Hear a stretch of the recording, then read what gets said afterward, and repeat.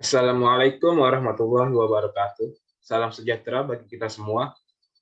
Perkenalkan, nama saya Muhammad Awalul Farhan dari kelas 642A11. Saya ingin mempresentasikan tentang kemitraan untuk mencapai tujuan.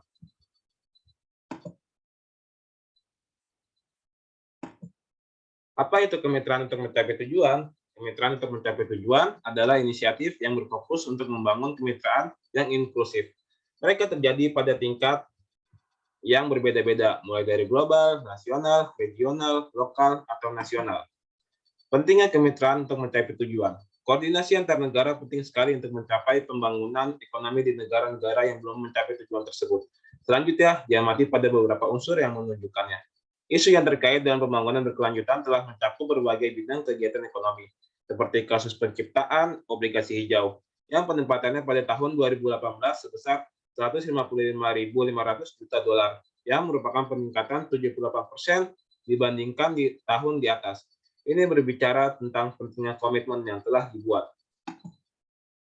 Tetapi dari tahun ke tahun sangat perlu untuk melipat gandakan usaha untuk mencapai dukungan bagi penduduk rentan yang terkena dampak konflik, bencana alam, marginalisasi, diskriminasi, dan lain-lain. Meningkatkan kesadaran akan keinginan dan pergerakan sumber daya manusia, teknologi dan investasi antar negara adalah kunci untuk mencapai tujuan kemitraan ini. Alasan mengapa kemitraan diperlukan untuk mencapai tujuan. Ada sekitar 4 juta orang di dunia tidak menggunakan internet, dan 90% diantaranya berada di negara berkembang. Dan faktor lain yang menyebabkan perlunya aliansi adalah adanya konflik bersenjata, bencana alam, diskriminasi, migrasi, ekonomi informal, kurangnya data juga dapat diandalkan.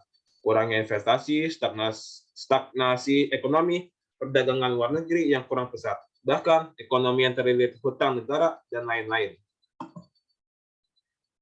Tindakan kemitraan yang harus diperlukan untuk mencapai tujuan.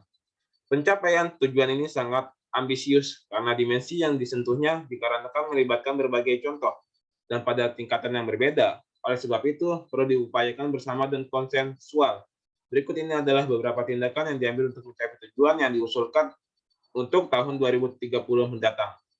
Dengan diantaranya satu, dengan cara mempromosikan investasi, negara berusaha untuk meningkatkan perdagangan internasional yang adil, serta pengelolaan utang untuk negara-negara berkembang. Dengan cara ini akan memungkinkan untuk mencapai peluang yang lebih besar untuk pertumbuhan serta pembangunan ekonomi. Ada sekitar 79% ekspor dari negara berkembang dilakukan tanpa membayar pajak. Pajak melalui dukungan dari beberapa negara maju agar lembaga negara memiliki lebih banyak sumber daya untuk investasi publik. Mengetahui bahwa negara-negara maju mematuhi komitmen untuk mendapatkan 0,07% dari pendapatan nasional bruto mereka untuk bantuan pembangunan resmi untuk negara-negara berkembang.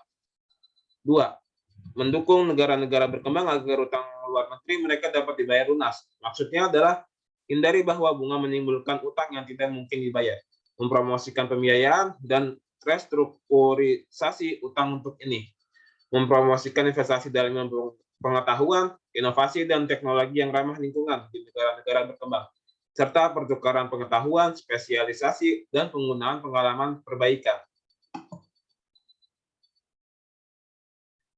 Mendukung perdagangan dengan cara mengutamakan partisipasi multilateral yang adil serta mencegah agar tidak terjadi diskriminatif.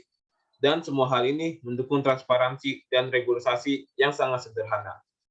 Mendukung penerapan kebijakan yang mengentaskan kemiskinan serta dengan mendukung pembangunan yang berkelanjutan. Menerapkan pengalaman sukses di ruang publik serta pribadi melalui beberapa aliansi.